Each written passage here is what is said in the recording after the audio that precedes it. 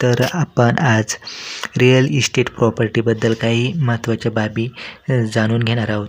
तर आपण जर समजा रिअल इस्टेटमध्ये गुंतवणूक करणार असेल, तर आपण तत्पूर्वी त्याची सर्व शहानिशा करूनच पुढे जावे. कारण की कुठल्याही गोष्ट जर आपल्याला करायची असेल, तर त्या अगोदर आपण त्या गोष्टीमधलं ज्ञान ग्रहण करणं महत्त्वाचं असतं, की जेणेकरून आपल्याला पुढे जाऊन अडचण येणार नाहीत आणि आपण जी गुंतवणूक करतो आहोत त्यात सुरक्षितता राहील. यासाठी आपण काही गोष्टीकडे जाणीवपूर्वक लक्ष देणे महत्त्वाचं असतं. तर रिअल इस्टेटमध्ये पूर्वीपासून लोक गुंतवणूक करताना दिसतात.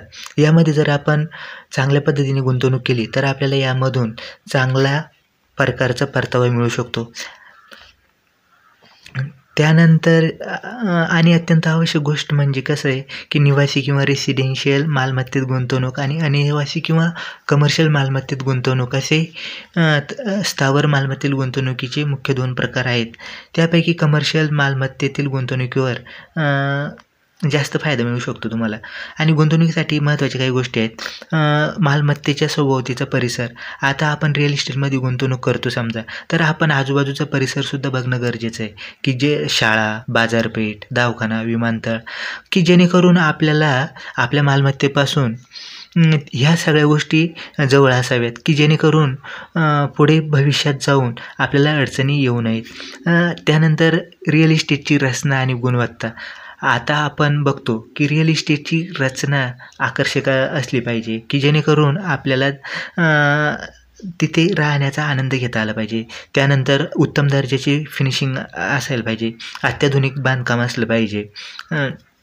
त्यानंतर बांधकाम जर मजबूत असलं, तर आपल्याला देखरेखीचा कमी खर्च होतो आणि त्याचबरोबर उत्तम प्रतीचं जर बांधकाम असेल, तर आपले रिअल इस्टेटचे मूल्य देखील वाढते.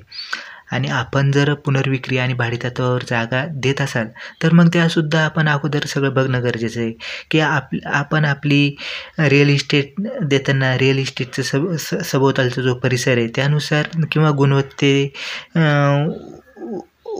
बांधकामाची गुणवत्ता जी आहे त्यानुसार भाडे आकारल्या जातं. त्याच्याकडे पण सुद्धा आपण लक्ष दिलं पाहिजे. आणि पुनर्विक्री करताना सुद्धा विक्रीची किंमत ह्या 2 निकषावर आधारित असते. बांधकामाची गुणवत्ता आणि त्याबरोबर सभोवतीचा परिसर यानुसार सुद्धा आपल्याला विक्रीची किंमत ठरते. कर आकारणीबद्दल माहिती घ्या. आता रिअल इस्टेटमध्ये मधील उत्पन्नावर सरकार कर आकारते, याची माहिती असणे आवश्यक आहे. आणि भाडे उत्पन्नावर दुरुस्ती व देखभाल खर्चाची सुद्धा वजावट मिळते. त्याचप्रमाणे विक्री करताना मालमत्तेवर घसाऱ्याची वजावट मिळते. याबरोबर नवीन आलेल्या रेरा कायद्यामुळे रिअल इस्टेटशी निगडीत कायदेशीर बाबी, जागेचा इतिहास, पूर्व मालक याची माहिती देखील मिळण्यास फायद्याची ठरते. ही सर्व माहिती इंटरनेटवर उपलब्ध आहे. व्यावसायिक मालमत्तेत गुंतवणूक करण्यापूर्वी त्याविषयी सखोल अभ्यास करणे आवश्यक आहे. कोणत्या प्रकारच्या मालमत्तेतून किती परतावा मिळू शकतो याची माहिती घेऊन मगच गुंतवणूक करावी. व्यावसायिक मालमत्तेचे प्रकार. कार्यालय, ऑफिस. आपल्या सर्वांना माहिती आहे, की आपण काय करतो, व्यावसायिक कार्यालय किंवा ऑफिस कुठं असतात, तर हे एक प्रकारची व्यावसायिक इमारत असते. कार्यालयीन इमारतीचं आणखी 3 अ, ब आणि क असे उपवर्गीकरण केले जाऊ शकते. अ वर्गाची कार्यालय मुख्य ठिकाणी वसलेली असतात. त्यात असलेल्या सुखसुविधामुळे त्याचा अ वर्ग असतो. त्याची भाडे ब आणि क पेक्षा जास्त असते.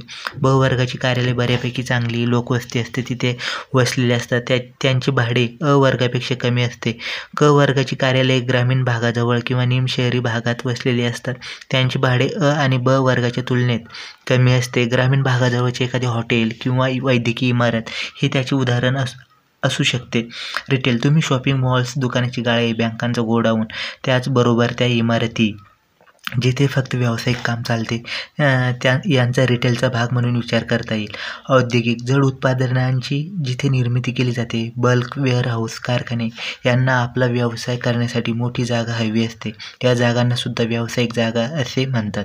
हॉटेल, कॅसिनो आणि रिसॉर्ट, फूड कोर्ट, पब हे सर्व हॉटेल इंडस्ट्रीचा एक भाग आहेत. यासाठी व्यावसायिक मालमत्तेची आवश्यकता भासते. हे लक्षात ठेवा. रिअल इस्टेट ही एकाच वेळी केली जाणारी गुंतवणूक नाही, वरचेवर देखरेख करणे आवश्यक असते. भविष्यात तुम्ही सांभाळू शकाल अशा मालमत्तेत गुंतवणूक करा. तुम्ही राहत असलेल्या ठिकाणी रिअल इस्टेट असणे अवघड असू शकते. तुमच्या अनुपस्थितीत तुमच्या मालमत्तेवर लक्ष ठेवणारी व्यक्ती नियुक्त करा. तथापि तुम्ही अधूनमधून भेट देणे ही गरजेचे असते. प्रत्येक कायदेशीर प्रक्रियेचे काटेकोरपणे पालन करा. विशेषतः पायाभूत सुविधांच्या विकासाशी संबंधित बातम्यांबद्दल अपडेटेड राहा. निवासी मालमत्तेतून मिळणारा भाडे स्वरूपातील परतावा हा साधारण 2-3% पर्यंत असतो, तर व्यावसायिक मालमत्तेतून मिळणारा भाडे स्वरूपातील परतावा हा साधारण 6 ते 9% असतो.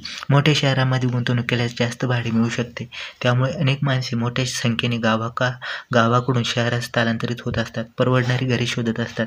रिअल इस्टेट गुंतवणूक ही पॅसिव्ह इन्कम देऊ शकते. म्हणजे जर आज रोजी विचारपूर्वक गुंतवणूक केली तर भविष्यात आपल्या भावी पिढ्यांसाठीही ती लाभदायक ठरू शकते. सध्याच्या काळात रिअल इस्टेट गुंतवणूक करताना धोरणात्मक दृष्टिकोनाची आवश्यकता आहे. रिअल इस्टेट प्रॉपर्टी भाड्याने देताना किंवा जास्त किमतीवर या मालमत्तेची पुनर्विक्री करताना वर दिलेला विश्लेषणात्मक तपशील तुमच्या नक्कीच कामी येईल. आणि ह्या पद्धतीने जर आपण सगळ्या गोष्टींकडे लक्ष दिलं तर नक्कीच आपल्याला जास्तीचा परतावा मिळू शकतो. आणि त्यासोबतच तुम्ही सारासार या गोष्टीचा सर्व विचार करणेसुद्धा तितकेच महत्त्वाचे आहे. कारण की ह्या गोष्टी आपल्याला जर चांगला प्रॉफिट किंवा नफा कमवायचा असेल तर ह्या सगळ्या गोष्टीकडे सुद्धा आपण लक्ष देणं फार महत्त्वाचं असतं. तर आपण इथे थांबूया. धन्यवाद.